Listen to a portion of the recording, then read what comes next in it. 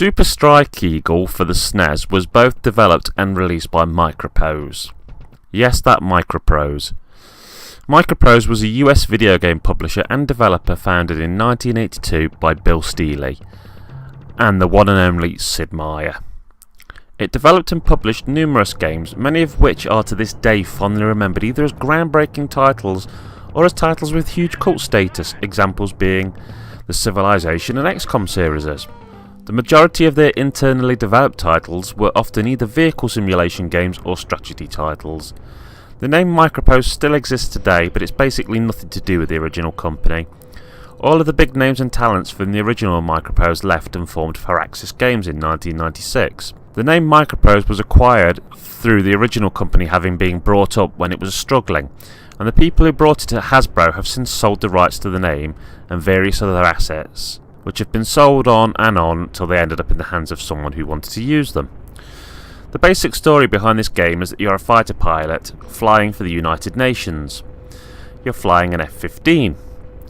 Your overall objective is to bring various governments around the world back into cooperation with the UN, basically by blowing the ever-living crap out of them.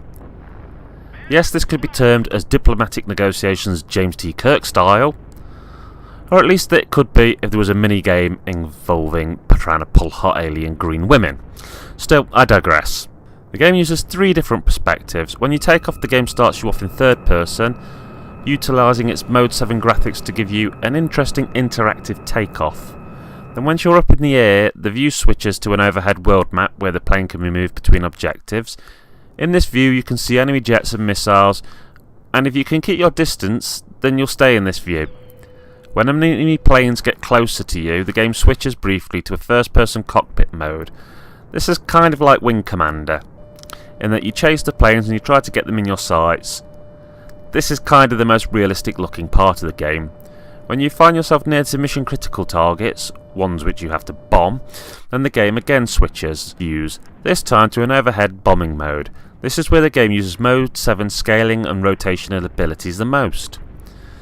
I find the game fun. It kind of just leaves you to it though, and doesn't hold your hand much, which is either a good thing or an awful thing depending on how you like your games. Also, the switching of views is something which some people will probably like and others will be confused by. In my opinion though, this is one of the things that makes the game interesting and different.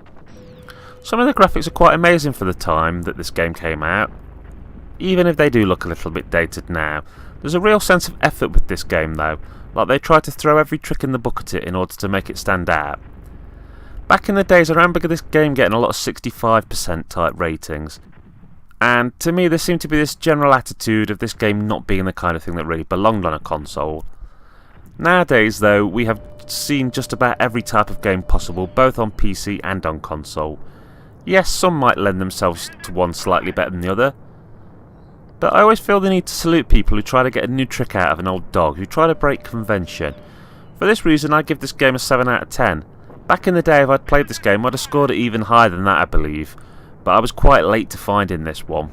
I brought this game specifically as part of my 150 SNES game review project, and I managed to get a US copy boxed with manual for £6 including postage.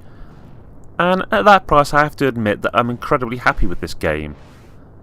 Last time I had a look, there's a few copies knocking around for £8 to £12 for boxed American versions, but UK PAL versions though seem to be quite few and far between, with people asking for up to £25 for a loose cart.